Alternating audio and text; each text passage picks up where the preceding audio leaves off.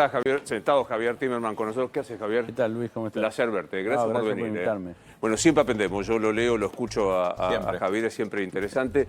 Viene un neozelandés, digo siempre a la noche esto, viene un neozelandés que no entiende nada. Te dice, Timerman, ¿me dice qué está pasando en la economía argentina? ¿Qué le decís? Bueno, lo curioso es que yo siempre doy ese ejemplo, porque vienen constantemente neozelandeses, ugandeses, gente que invierte en los mercados financieros, no sabe necesariamente lo que pasa. Cuando yo compro un bono de Kenia, no sé lo que pasa en Kenia. Entonces eso pasa muy seguido. Y la realidad, yo lo que le diría es, tenemos un problema que es de muy difícil resolución, que es que los tiempos políticos no coinciden con los tiempos económicos. Necesitamos 10 años de estabilidad política y no logramos tener 6 meses de estabilidad económica y no logramos tener 6 meses de estabilidad política. Entonces, lo que le diría es, tenés que esperar. Y me va a decir, ¿cuánto? 10 años le voy a decir y se va a ir. No, digo para provocar la discusión. Digo, hoy vuelve a aparecer Rubén Scott Bessent, que es como el ministro de Economía de Trump, digamos, más allá de secretario de Tesoro, que vuelve, lo está dando todo, Scott Bessent, ¿no? Todo, más señales imposible. Creo, Javier, que en la vida hubo tantas señales. Yo nunca vi una cosa así. Mirá, yo vengo, o sea, el domingo previo al anuncio de Bessent, Bessent anunció anunció el paquete el lunes pasado.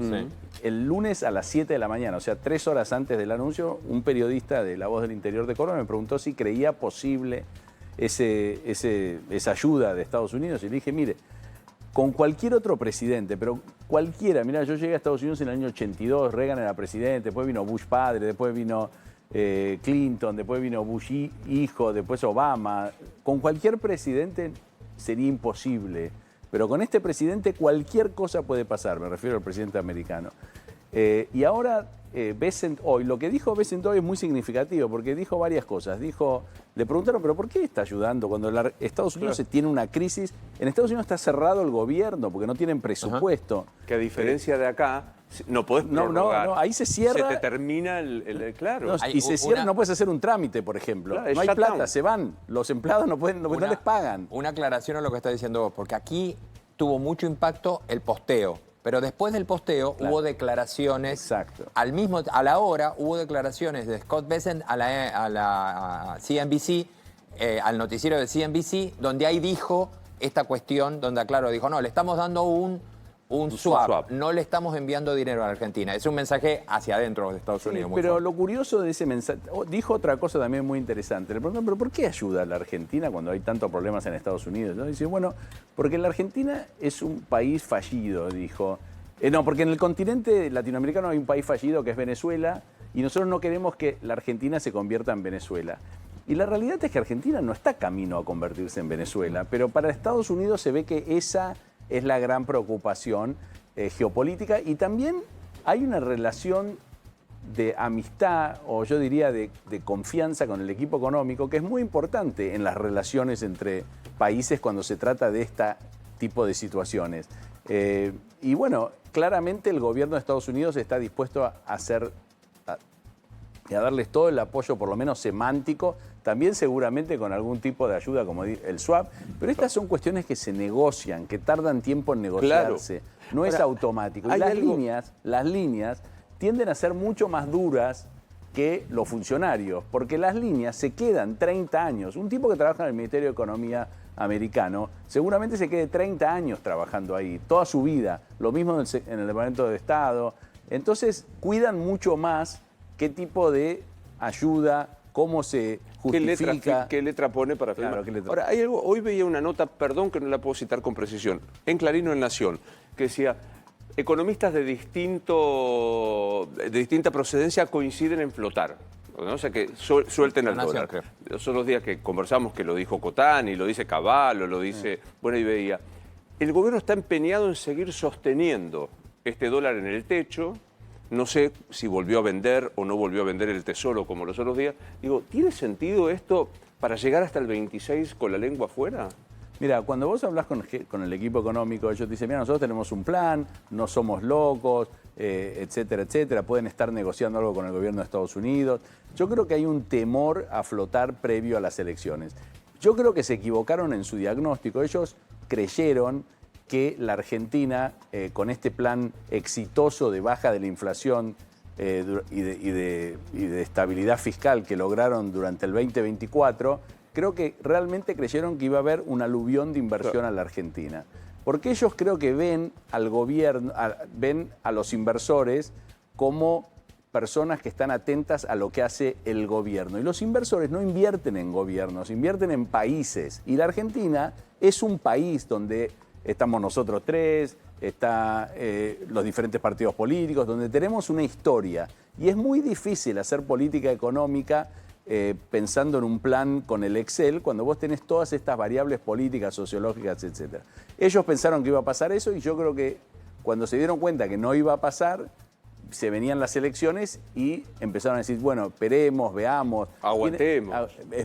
Veamos qué pasa. Hay un panel de los títulos y demás, Rubén, ¿no es cierto? Estás petizo. Estoy petizo. Te quiero decir que estamos sufriendo todo. Sí. Yo me negué a sentarme en la silla que me tocó. Ahora tengo una más alta, me siento como un croupier de casino. Pero estás petizo. Igual dame la información, Rubén. A ver, te cuento. Este es el panel de bonos de lo que está pasando ahora. ¿Qué es lo que sucedió? Después del anuncio, del posteo, aparece inmediatamente una especie de euforia. Tal cual. De hecho, hay un gráfico que lo veíamos un poco más temprano. ¿Es bueno? ¿Es que es más o menos? El gris es que está en transición, es decir, el gris es que estaban en negro, estaban en rojo, algunos se están poniendo en verde. Fíjate que este es el mapa del mercado. Las acciones en general, como siempre, a la derecha bonos, a la izquierda acciones. Las acciones ahora están algunas en rojo, otras en no, pero la euforia inicial que hubo se aplacó. O sea, el anuncio de YPF, en el pre-market YPF saltó y después se aplacó. Pero eso también tiene una lógica. O sea, un país como la Argentina puede tener... El problema lo puedes dividir en tres. Puedes tener un problema de liquidez. Vos estás haciendo las cosas bien, pero lamentablemente te quedaste sin plata por un montón de factores. Podés tener un problema de que tenés la plata, pero no la querés pagar. O sea, realmente no tenés la decisión de honrar tus compromisos. El gobierno claramente tiene la idea de honrar sus compromisos, en eso está claro, yo creo que en el país en general hay un consenso. Tiene problemas de liquidez y recurre al fondo, recurre a Estados Unidos, pero los inversores hoy en día buscan que la Argentina sea solvente, no que tenga problemas de liquidez y lo solucione temporariamente. ¿Cómo se logra esa solvencia? Bueno, se logra principalmente atrayendo dólares por inversiones, atrayendo dólares por el mercado externo de comercial, por el superávit comercial, y también emitiendo deuda. Yo creo que el gobierno se equivocó pensando que iba a llegar más rápido a la situación donde podía emitir deuda en el mercado, de esa manera no incrementar la deuda, sino ir roleando la deuda. Pero la Argentina tiene una historia muy complicada, claro. Muy complicada. Y eso no son estos 5 minutos, no, es mirar exacto, la historia. hay que mirar todo. Y eso es algo que muchas veces los políticos cuando están en el gobierno creen que depende todo de ellos. Y depende mucho de la oposición, depende mucho del capital político que tengan. Yo creo que los inversores hoy en día tienen miedo de que al gobierno le vaya mal políticamente. Entonces, ¿qué pasa? Ellos dicen, ¿qué va a pasar si al gobierno le va mal en las elecciones? Entonces, los inversores, cuando se trata de Argentina, son mucho más cuidadosos que en otros países. Ahora, Javier, te hago esta pregunta. ¿Le vaya bien o le vaya mal? El 26 de octubre, todos, desde Cavallo hasta Álvarez Agis, dicen, algo hay que cambiar. O las bandas, o no sé qué. Pero ¿con qué costo? O sea, porque si vos vas a tener que cambiar el sistema cambiario, ¿qué vislumbrás? Pase lo que pase, si pierde me parece que va a ser más doloroso el gobierno. Si le va bien, tiene que cambiar igual. Bueno, yo creo que ya lo vimos en la ciudad de Buenos Aires, cuando el gobierno gana en la ciudad de Buenos Aires, cometió un montón de errores después de ganar en la ciudad de Buenos Aires, porque de alguna manera humilló al PRO, que le daba cierta estabilidad política. Entonces, yo creo que lo mejor que puede hacer el gobierno es aprovechar, si le va bien en las elecciones, y hacer ese cambio a un sistema monetario más flexible, donde se ponga también en juego la creación de empleo, porque la realidad es que vos podés estar haciendo las cosas bien, pero si no te votan, no te votan. Entonces, no es, bueno, yo hago, porque no somos un país estable, como vos podés decir, bueno, mira, yo creo que no sé, en Estados Unidos había inflación en los 80, el gobierno vino, hizo lo que tenía que hacer, al principio era poco popular, después con los años se fue le fue muy bien, se fue reivindicando. En la Argentina es diferente, no tenés esos tiempos, entonces tenés que hacer las cosas relativamente simples para que los inversores entiendan lo que estás haciendo, lo validen y también sientan que tenés el apoyo político para que eso se mantenga en el tiempo. Nuestro gran problema es los vaivenes que tenemos. Nosotros, y a mí esto realmente me parece muy lamentable, tenemos una guerra interna, porque yo lo llamo guerra, entre los políticos. Los políticos creen que la situación de la Argentina no es tan grave como nosotros creemos que es. Entonces se pelean, no toman nota. No toman nota, no se juntan. Es inexplicable que en un país como la Argentina, con los problemas que tenemos, no haya reuniones periódicas de la oposición con el gobierno en la Casa Rosada. Es inexplicable, o sea, pasa en todos los países. Te pregunto desde un lugar de una variable popular para los legos, los ignorantes, que es la inflación y el traslado a precio y lo que pase con todo esto. Hoy le escuché a Marina del Poyeto que ella dice me da 2,4 la inflación. ¿Cuánto crees que esto puede sostenerse sin que se traslade a precios? La incertidumbre que estamos viviendo, el aumento del dólar y demás. Mira, vos tenés una situación donde la economía claramente hubo un enfriamiento en la actividad económica. Eso es producto un poco de las políticas antiinflacionarias. Es lógico que eso ocurre. Vos estás bajando la inflación, cortaste el gasto. Cuando cortás el gasto estás cortando actividad. Puede ser no productiva, pero es actividad. Es gente que al cortar ese gasto, gente tiene menos plata en el bolsillo. A lo mejor ese era un ñoqui, pero el ñoqui también gastaba. Entonces, cuando vos haces ese tipo de ajuste, claramente vas a... o sea, la actividad económica va a sufrir. Yo creo que en este estado de la situación, un ajuste en el tipo de cambio, que es algo que realmente está más que asumido por la gente, por los economistas, por el establishment, va a ser bien recibido. Ahora, vos lo podés hacer desde una situación de debilidad o de fortaleza. Siempre hay que tratar de hacer los cambios en política económica desde una situación de fortaleza. Y yo creo que el gobierno ha logrado el consenso para que eso ocurra, que ese cambio en la política monetaria ocurra, en la política cambiaria, y no sé lo que van a hacer después de las elecciones, pero me parece que el consenso, ya sea en Washington, porque entiendo que Bessent lo dijo, Trump también lo dijo, como que, bueno, las elecciones, estamos esperando que ganen las elecciones, etcétera. Pero después de las elecciones van a quedar 2 años donde va a haber que trabajar fuerte. Total. Ahora, el agotamiento también es un síntoma que a veces preocupa mucho al mercado. Cuando digo el agotamiento es, venimos de 10 días donde se han tirado arriba de la mesa muy buenas noticias. Ahora, ¿cómo vos ves esto que parece que nada alcanza? Porque en algún momento las buenas noticias, hoy creo que es la prueba de eso, entran en una dinámica que es como que empalagan, como que ya claro, es buena. El mercado no las cree. ¿Qué tiene que venir para que esto se corte? Mira, no es atípico que pase eso. Muchas veces los procesos son más largos, no es que de un día para el otro las cosas cambian. Las crisis, por ejemplo, asiática, que fue una crisis muy fuerte en los años 90, también tardó mucho en solucionarse. No es que de un día para el otro se toman decisiones. La crisis del 2008 en Estados Unidos, la Fed, el Tesoro, los bancos centrales de todo el mundo tomaron un montón de decisiones y las cosas tardan. Yo lo que creo es que se espera un cambio de política, después de las elecciones, y eso es el corazón de lo que los inversores están esperando. No quieren o no confían que este sea un tema de liquidez hasta las elecciones. Creen que esto es un tema de la estructura del modelo, especialmente para después de las elecciones. Entonces son reacios a mantenerse invertidos. Además, no es que la Argentina tiene una cantidad inmensa de inversores. Es muy pequeño el círculo de inversores que sigue la Argentina. No estamos rodeados de inversores que están buscando invertir en la Argentina. Entonces, tenés un mundo pequeño de inversores, hay elecciones, hay mucho en juego. Vos mirá la volatilidad. O sea, este es un país emergente, la Argentina, pero generalmente los inversores lo comparan con Brasil, Uruguay, Chile, México. países asiáticos, etc. Mirá la volatilidad que tenemos, mirá lo que han, los vaivenes que han tenido los activos argentinos desde que subió Milei para arriba, después para abajo, 50, 60%, lo que pasó en el 2019. ¿Qué pasa si el gobierno pierde en forma,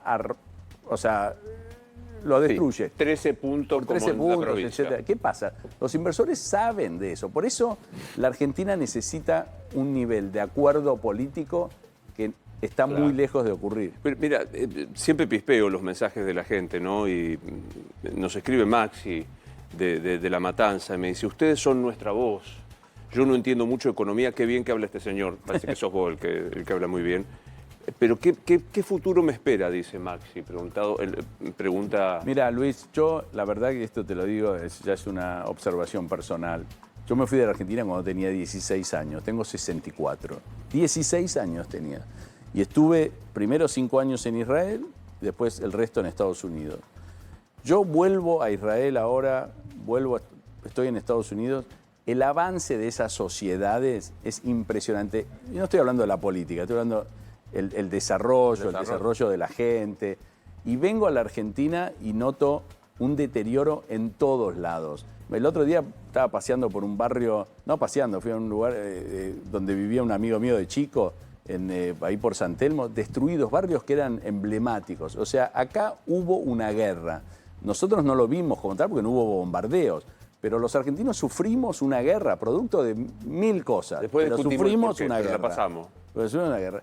Que los políticos no entiendan eso, a mí me produce cierta desesperación. Los veo peleándose, que los cucas, que los anticucas, que esto, que la grieta, que con este no puedo hablar. Yo a veces digo, pero ¿por qué no? El otro día en un programa de televisión también dije, qué bueno sería que Milei lo suba a Axel al avión a New York ahora, ¿no? Sí. Pero ¿cómo lo va a subir? ¿Y qué tiene de malo? Es el gobernador. Yo me acuerdo cuando vino de la Rúa a New York la primera vez, estaba Rucauf, me acuerdo porque charlé con él, que era gobernador de la provincia de Buenos Aires, subió al avión de la Rúa. ¿Qué tiene de malo? Pero aparte sí, es lo más lógico. Que solo hablas con los que religiosamente te dicen que sí a todo lo que vos decís. Pero, me acuerdo también de cuando Macri lo sube a Davos, a Massa, ¿te acordás que era este intento de empezar? Después pasa lo que pasa. Pero digo, yo comparto. La cultura del no diálogo tiene medio nombre y apellido. Porque es yo recuerdo que hasta Duhalde dialogaba. El kirchnerismo es el que cierra la puerta del diálogo. Que siguió y se corrigió y se aumentó. Se fue aumentando y aumentando, pero yo recuerdo que hasta Duhalde, en medio de sus debilidades, hasta hubo balcones compartidos con todos los presidentes. No, yo creo que eso fue uno de los grandes errores del kirchnerismo. Yo no soy político, no tengo ideas políticas en la Argentina definidas, pero bueno, viví de cerca a la época kirchnerista por mi hermano, etcétera, y yo muchas veces en New York, cuando venían las delegaciones, yo les decía, hablen más, expliquen mejor, no se peleen, cosas básicas, ¿no? Pero estoy de acuerdo, parte fue el kirchnerismo, pero no importa si fue o no fue. La cuestión es que hoy estamos en esta situación y la realidad es que es una nueva generación.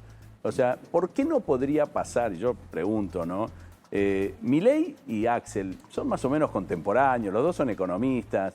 Menciona a Axel por no decir a alguien, pero la verdad que tienen cosas para discutir, para hablar. O sea, no tienen una pesada herencia atrás. Javier, ¿qué le decís al neozelandés o al de pues digo, con el lío que hay con la cabeza de lista de la provincia de Buenos Aires, Esper, José Luis Esper, dicho sea de paso, que yo quiero ver esto porque es impactante y preguntar si esto tiene repercusión económica. Ayer viene Esper a hablar con Pablo Rossi, después se suma Fioriti Wiñaski, por el bendito tema de su vínculo o no con Fred Machado. Mira.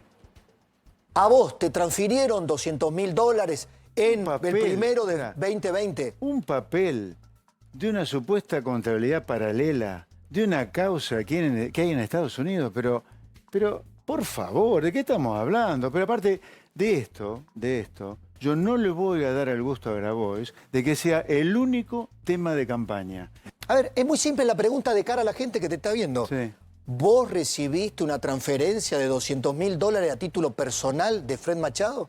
Yo no voy a prestarme a este juego que me plantea Grabois de hablar de esto. No me estás contestando la pregunta. ¿Me perdonás, Pablo?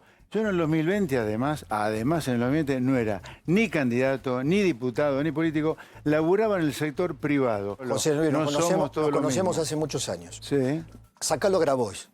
Contestale a No, Pablo. no, es que no lo puedo. Pará. No lo voy a sacar. Está sentado frente a No, mí. Pablo. Contestale a Pablo Rossi. No, yo te ¿Te sí, yo te transfirió contesto. dinero Yo a te vos, contesto. Fred Machado? No, escúchame. Yo te contesto de la siguiente manera. Y te lo voy a seguir contestando de esta manera. Porque si no terminamos en el chisme de peluquería de siempre. No, por eso yo te tengo enfrente a vos. Y vos me tenés enfrente a mí y yo te tengo enfrente a vos. Y yo lo que te digo frente a eso, a Grabois le voy a contestar donde él radicó la demanda. A él le voy a contestar ahí. Hay un informe de Estados Unidos, la justicia de Estados Unidos, dicen que le pagaron $200.000 con plata del narco. Lo que quiero saber es si la cobró o si no la cobró. ¿Qué es ese papel de una contabilidad paralela de una causa que hay en Estados Unidos? Pero, perdón, por favor, pero no. ¿puede contestar si cobró los $200.000? Y no, Bueno, pero es que es esperá. la pregunta. ¿Me es la perdonás? pregunta y no, No. pero no lo perdono. No, Le pregunto si ok, cobró los listo. $200.000. Tiene que decir eso nada más. Te repito.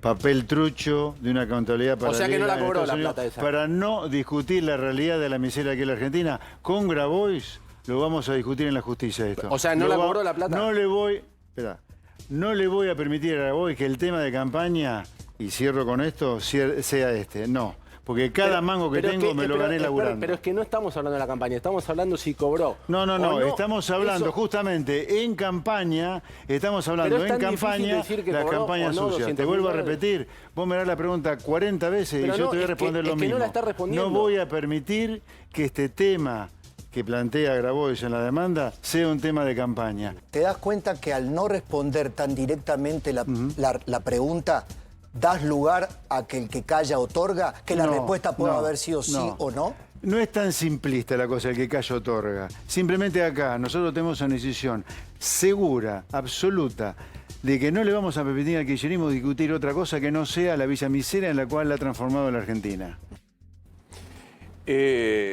Pobre el neozelandés, ¿no? Lo que pasa es que acá, claramente, todos tienen el derecho a la presunción de inocencia, claramente.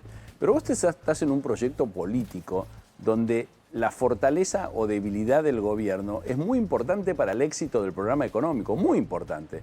Entonces, en algún momento vos decís, bueno, seré un estorbo para esa estabilidad política, no me necesitarán en otro lugar, porque la realidad es que para que los cambios que el presidente quiera hacer, ya sea las reformas estructurales que quiera hacer, para todo lo que quiere decir, necesita mucha fortaleza política. Y esa fortaleza política no se logra con personas como Spert en este momento siendo cuestionadas de la manera que es cuestionada. Tal vez injustamente, tal vez... Yo no emito sentencia porque no soy juez y no tengo pruebas y no me dedico a eso y no quiero que... O sea, no me gusta de eso.